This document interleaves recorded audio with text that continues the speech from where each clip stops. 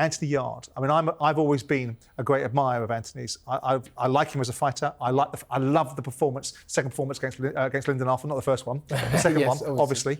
And I've enjoyed watching him against Beterbiev, although I do think there was levels in that particular fight. You might disagree. But he's back now. But it wasn't the most electrifying performance, was it? I mean,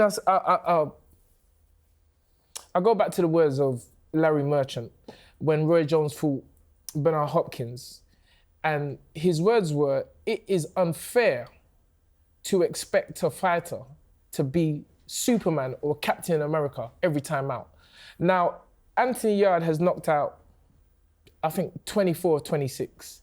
Yeah. He's always exciting, which is why he's one of the rare individuals or fighters that can walk anywhere on the streets of the UK, the United States of America, and be instantly recognised.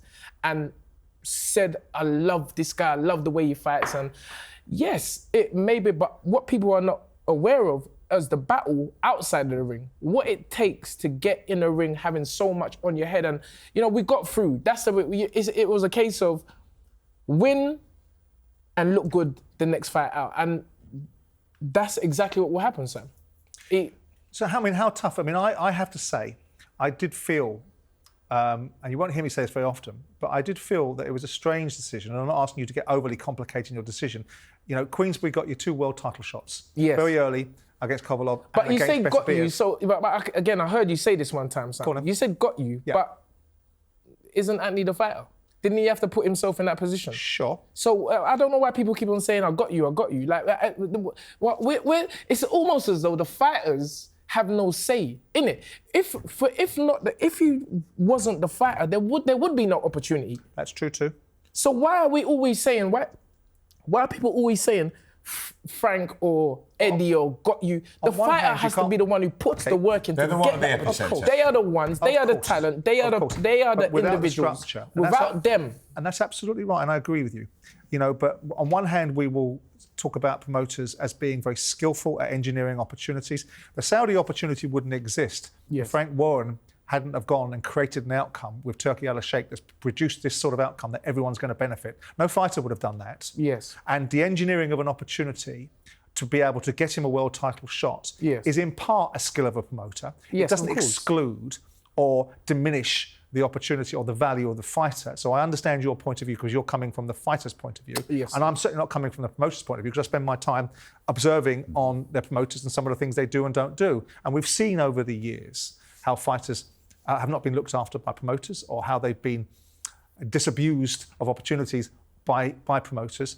But let's not get lost in the terminology of Anthony's opportunities that were created by his talent and some engineering by Frank Warren. I was surprised about the discourse that developed between you and Queensbury. I'll speak about what you spoke about, the 2 opportunities.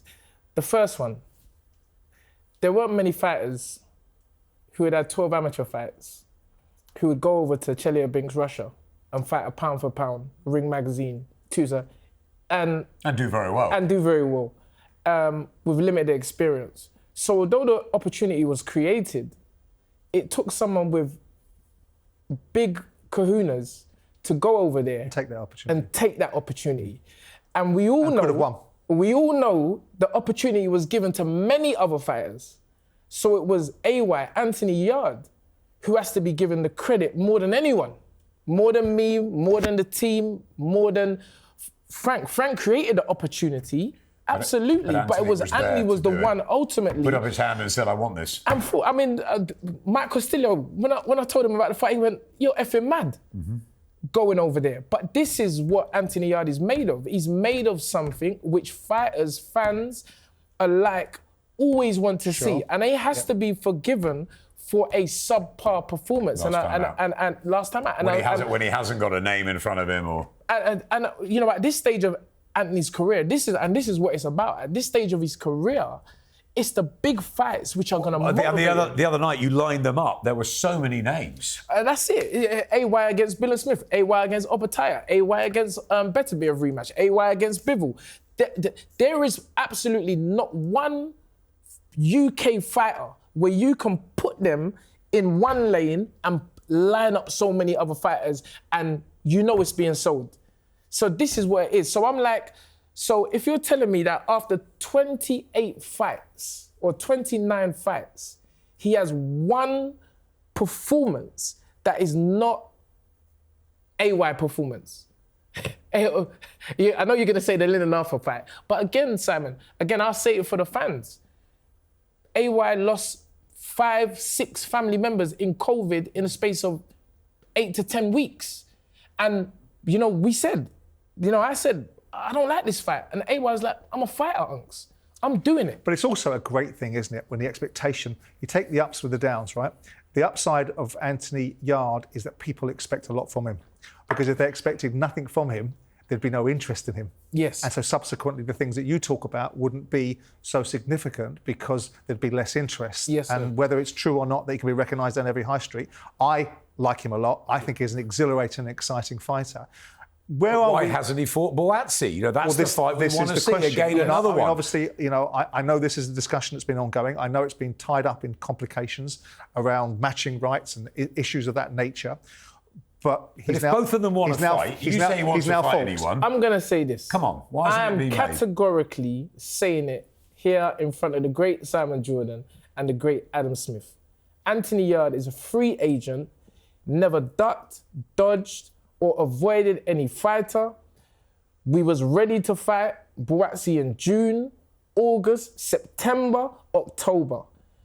We are ready to fight Chris Billam-Smith if he picks up the title. We are ready to fight Jai Opataya. And there is nothing stopping that happening other than the opponents. Okay. It's not Anthony Yarde. Anthony Yarde's ready. And Anthony Yarde has been ready.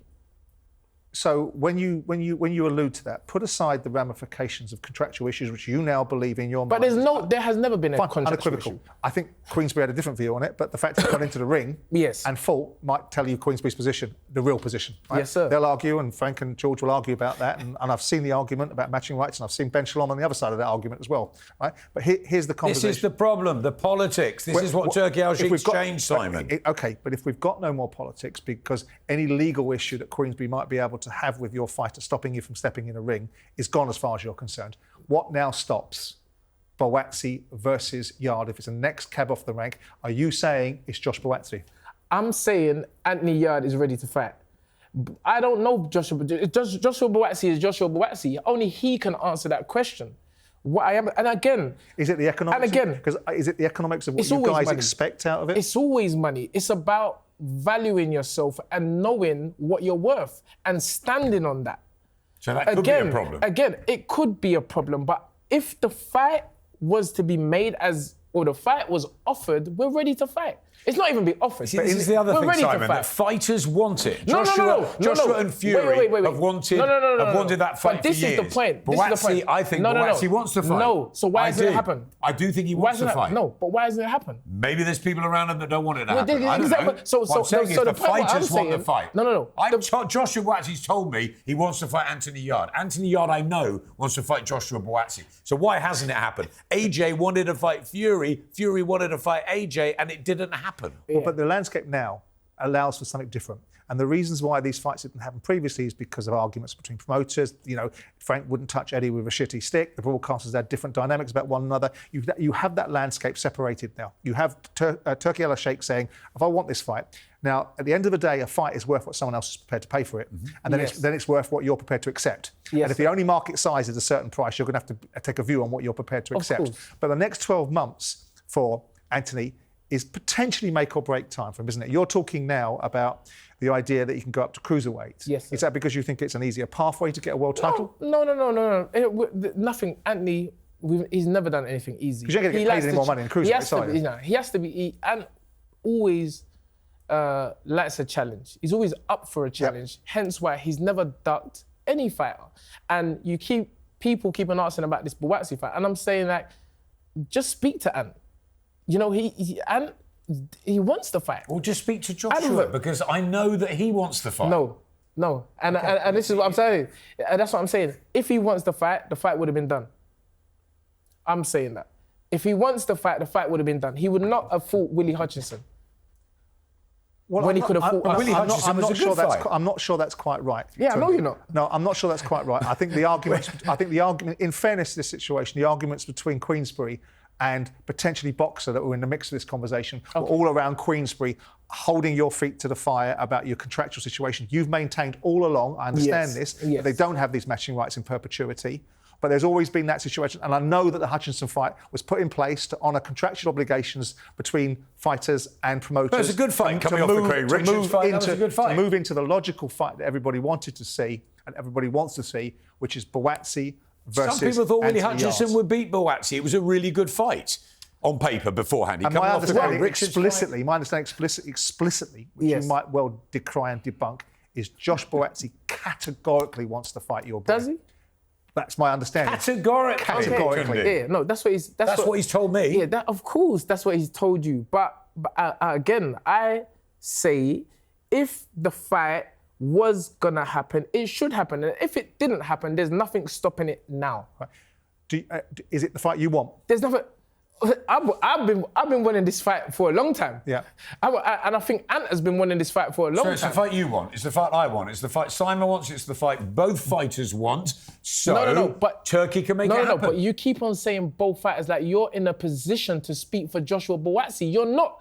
I am Anthony Yarde's trainer and manager. I am fully qualified to say my fighter wants to fight. You are not qualified. You are a friend who is speaking to another friend who can lie in your face, Adam, and behind your back do something totally different. I ain't going down that road, but what I'm telling you is that Anthony Yarde is ready to fight Joshua Buatsi. Anthony Yarde is ready to fight Chris Billam-Smith. Anthony Yarde is ready to fight Kovalev if he can find himself back in the mix. Anthony Yarde is ready to fight Dimitri Bivol. Anthony Yarde is ready to fight Beterbiev too. Anthony Yarde is all about fighting. Okay. And up until the other week, any chains that were there have now disappeared. Great. So Yarde's free. I'll tell Buatsi. And you can tell Frank, you can tell Eddie, you can tell Ben Shalom, you can tell the man himself, Turkey Al-Sheikh. There is nothing stopping AY from fighting. Nothing. And you're not hearing it from a third party or a cousin or a friend that's a friend of a next friend. You're hearing it from the manager. You're hearing it from the trainer, Tunde Ajayi. I'm telling you, I want AY in here ready to fight. But unlike other fighters, they haven't got people that can talk for them. I can talk for AY and let AY do what he's supposed to do, which is fight. And this young man has shown for so many years as a fighter that he's ready. No, but everybody got brave in this country thinking that they were going to put on the same performance as AY against Beterbiev. We all saw what happened to Callum Smith. And if Callum Smith wants to fight, bring him as well. I don't know I don't know how long he's going to have a honeymoon for, but we're ready. And we didn't have, up until now, no one's heard us talk. Because at that moment in time, silence was the best medicine. But silence is also powerful, Adam. I know that. Silence is also powerful, and there is nothing stopping. And me and Frank, I'm going to say this, Frank Warren is still to this day my best buddy in boxing. He's a man that gave me opportunities when I never, and there is nothing wrong. There's nothing wrong with myself and Frank Warren, but and Frank knows I'm always and have always protected my guy. And that's Anthony Yarde. And I don't care if I'm ready, if I lose a relationship because I care about the fighter that I took from a novice, from training him 2 years before he turned professional and I'm driving to gyms with no money. I'm going to do that. I love this passion. Absolutely. But let's get the fight made. Absolutely. Well, if they haven't heard it, they've heard it now, and you haven't missed. So Josh Buatsi, I'm sure you've heard this. You're the one that's being potentially alleged for not fancying this fight. Right, anyway, that's it for episode 95 of Talk Boxing. Adam, thank you very much. Tunde, brilliant. Thanks, mate. Good luck. See you again. And see you guys next time we're out.